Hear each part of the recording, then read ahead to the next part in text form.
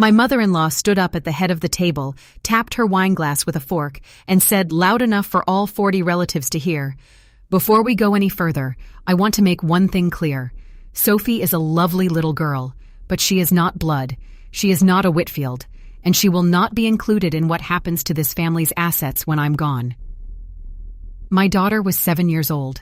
She was sitting 2 seats down from me, holding a paper cup of lemonade with both hands, and she'd stopped drinking it the moment she heard her own name. I want to tell you what I did next, because it wasn't what anyone in that room expected. Not my mother-in-law, not my husband, and honestly, not even me 3 years earlier. But to understand why that reunion ended the way it did, you need to know what led up to it. My name is Elaine.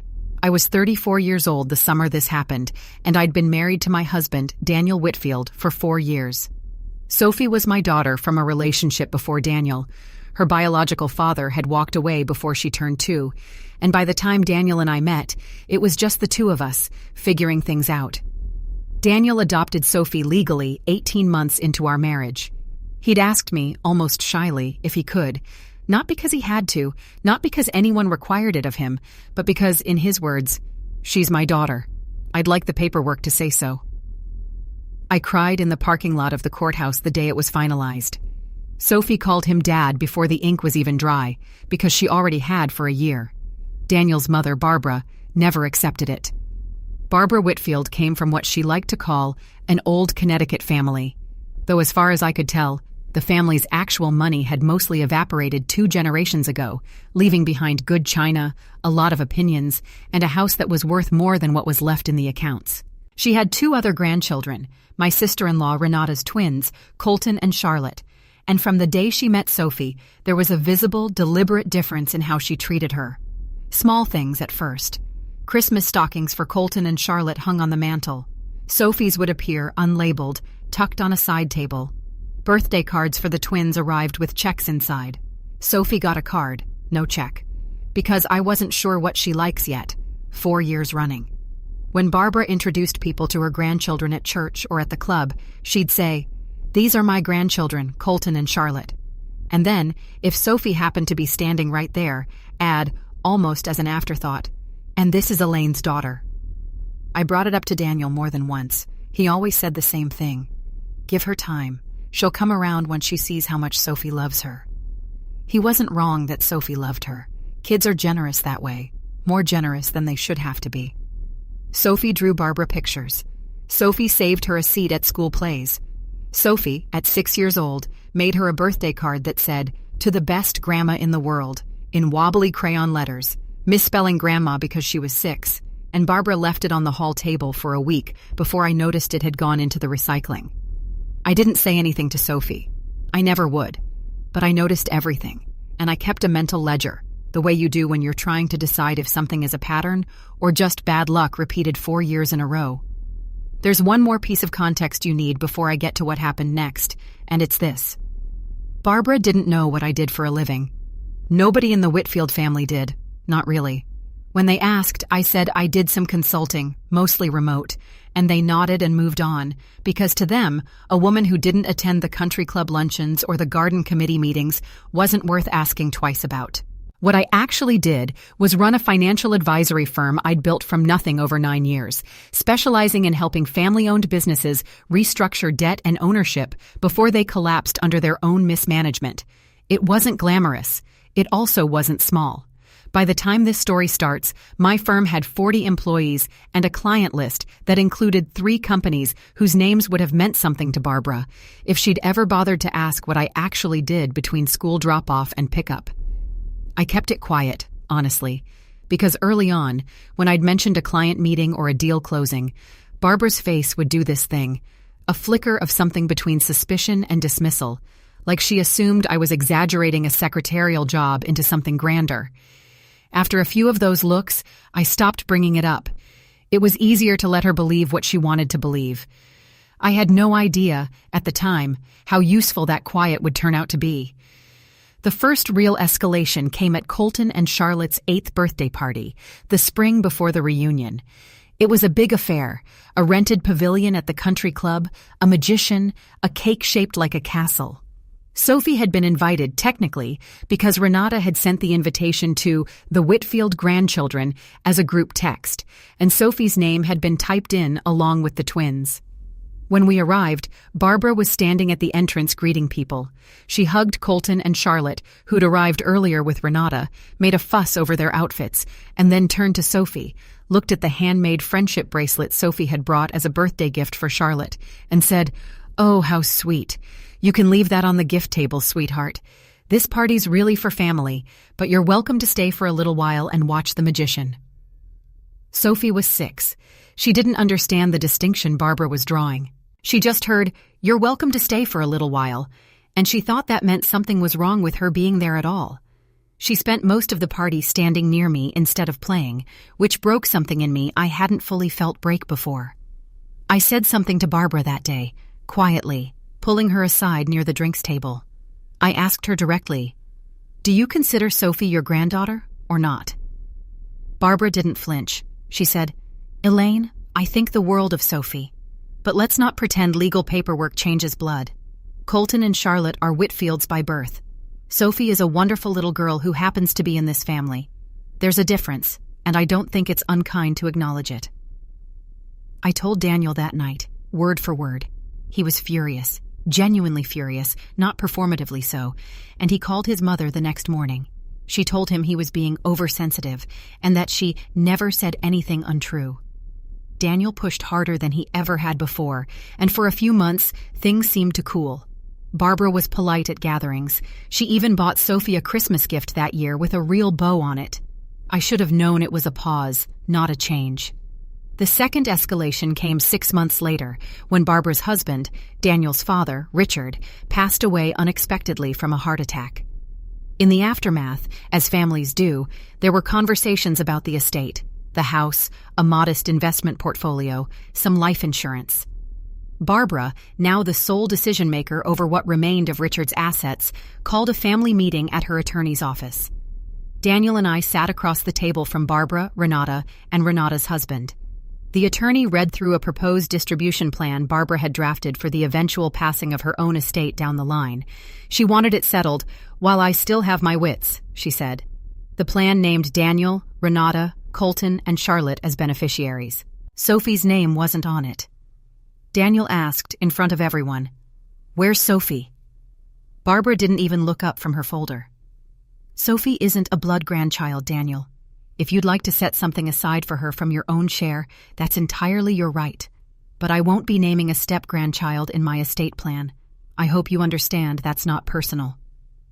I remember Renata looking down at the table, uncomfortable but silent.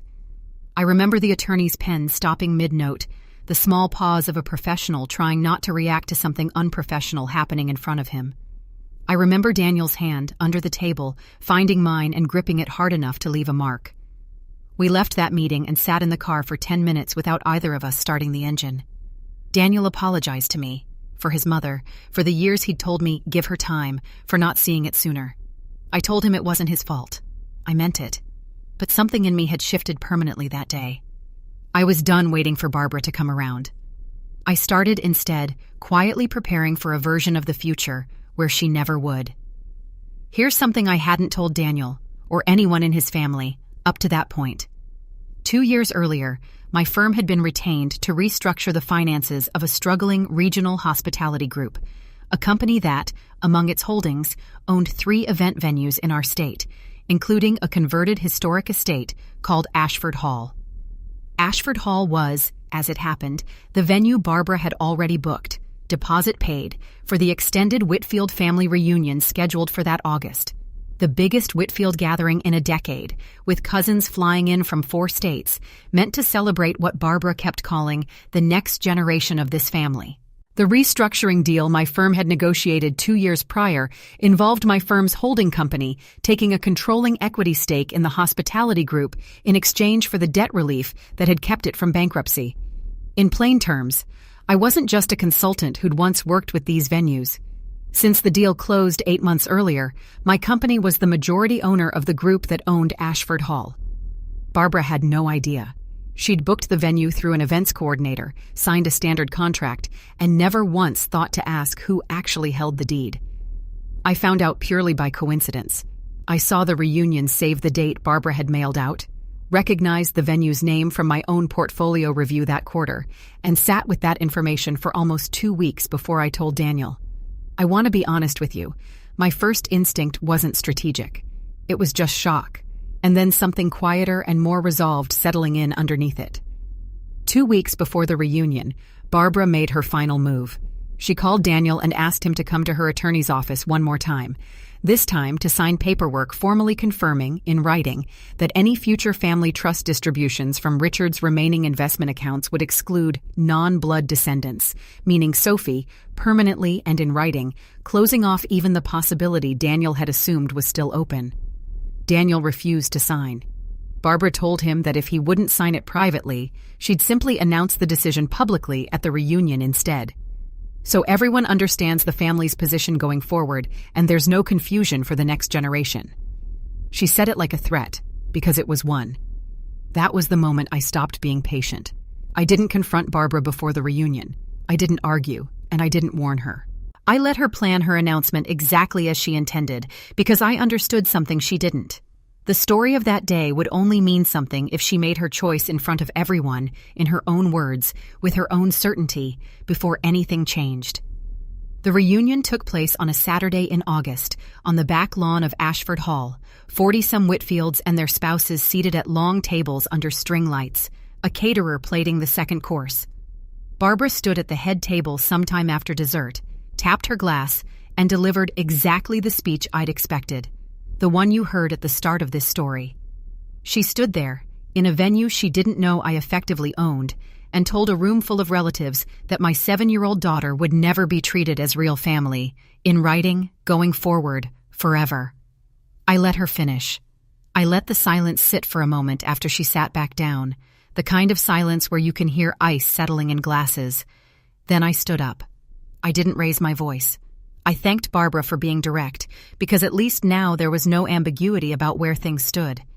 And then I told the table something else, that Ashford Hall, the venue hosting this reunion, the venue Barbara had chosen specifically to make this family's biggest possible statement, was owned, as of 8 months prior, by a company in which my firm held a controlling interest. I explained calmly that this changed nothing about my daughter's worth, and everything about how comfortable I was continuing to let this family define what real meant. I told them I'd already, months earlier, quietly, without asking Daniel's family for a cent, established an irrevocable trust for Sophie, funded independently through my own firm's earnings, worth more than the entirety of what remained of Richard's estate. Sophie's future had never once depended on being named in Barbara's plans. It never would. I said one more thing before I sat back down. I said that I understood now why Barbara had never asked what I did for a living. It was easier for her to believe I had nothing worth respecting than to consider that the woman she'd spent 4 years quietly diminishing might be the reason this family's biggest celebration even had a roof over it. I didn't ask Barbara to leave. I didn't cancel the reunion or throw anyone out or make a scene beyond that one measured statement. I let the caterers keep serving. I sat back down next to Sophie, who didn't fully understand what had just happened, but understood, from the look on my face, that whatever it was, it had gone in her favor. Barbara didn't speak again for the rest of the evening. Several relatives, including notably Renata, who pulled me aside near the dessert table with tears in her eyes, apologized for staying silent for as long as they had. Renata told me she'd always known something was wrong with how Barbara treated Sophie, and had never had the nerve to say so out loud. I told her it wasn't too late to start. In the weeks that followed, Barbara never apologized directly. Some people, I've learned, aren't built for that particular sentence. But her lawyer quietly reached back out to Daniel to revise the estate language, this time including Sophie by name, without conditions. Daniel told me he suspected it had less to do with a change of heart and more to do with Barbara realizing, belatedly, exactly how much of her extended family's opinion of her had shifted in that one evening. Sophie's trust remains untouched, exactly as I set it up. Not as a weapon, but as a promise I'd made to myself the day of that meeting at the attorney's office, that her future would never again be something someone else got to vote on. She's 10 now. She still doesn't know most of the details of that reunion, and she probably won't for a long time, because that's not a story a child needs to carry. What she knows is simpler, that her mother and father have never once let anyone make her feel like she didn't belong. As for Barbara, we still see her at holidays. She's quieter now, more careful with her words, though I'm not sure quiet caution is the same thing as change. Daniel still hopes, in his patient way, that it might grow into something warmer over time. I've stopped needing it to. I learned a long time ago that you can't make someone believe your child belongs to them. You can only make sure your child never has to wonder whether she belongs to you. That was always the only vote that mattered.